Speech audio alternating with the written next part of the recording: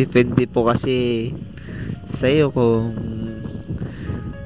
at depende din sa isang taong kung may sakali may gusto sa'yo. Ganun lang po yun. Pag may gusto siya sa'yo, that person is the Oo. one na Oh, I mean, kung may gusto ka sa kanya at may nararamdaman ka sa kanya, depende po kasi sa isang tao na gusto mo at gusto ka din. Pag nagmamahalan kayo, mga parang gano'n. Kuya, marriage, ganun. Pag kinasal kayo, di ba? Oh, Signs yun na forever kayo kasi mahal nyo isa't isa. marami namang Diba? mag-asawang naghihiwalay. Ha? May mga mag-asawang naghihiwalay naman, di ba? Oo Pag nga. namatay na kayong dalawa, syempre kayo na talaga. Oh my God, Hindi- ang morbid ha. Hindi Oh. po kasi, kung yung hanap yung tao is perfecto, hindi po tayong hinahanap nyo, sir. Santo po. Ang galing mo. Uy, ang galing mo ha. Yeah, santo. Depende kung katoliko yung tao. Diba? Sorry. Paano? Masaya ka na dun sa tao para sa'yo. Okay, if you're happy, okay, siya na yung para sa'yo. Wow, sana all umiinom, di ba? Sana all nagyayaya. Shot.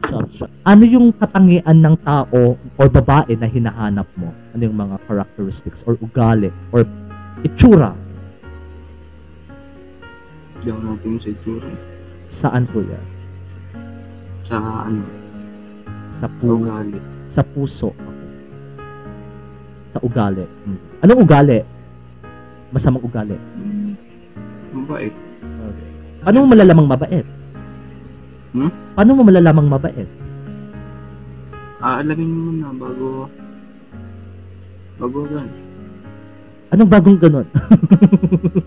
Nakakatakot yung bago ganun ha. Anong gagawin nyo? Yeah, mabait at saka ano ka? Mabuti. Simple lang. Simple lang. Tama. Simple. Okay. Ano mo malalaman na she's the one or he's the one for you?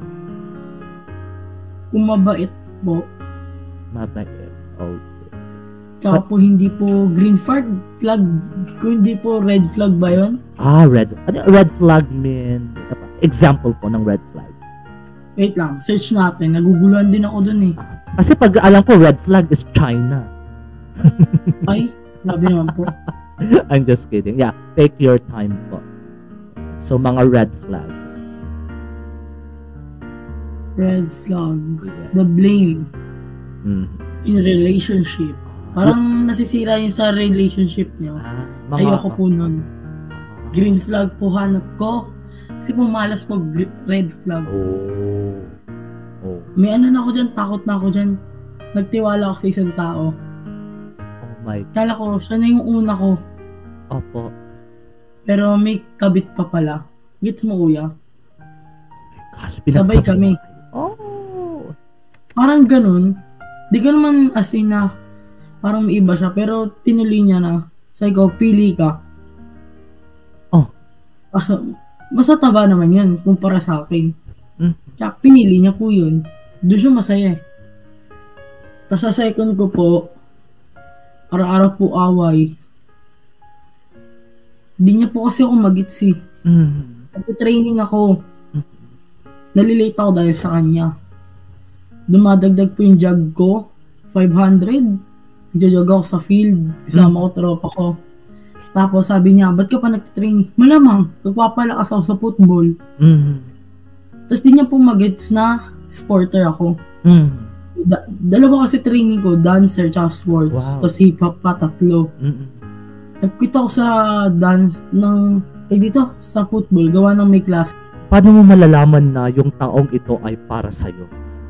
She's the one. Pag gusto niya akong kasama, ganun. Tawag dito? Tawag dito. Yung wala, nakalimutan. It's okay. Gusto kanyang makausap, gusto kanyang makasama, makabonding. Nakabanding. Gusto kanyang utangan. Ay, no, just kidding. Ay, iba na yun. I'm just kidding. Yeah, parang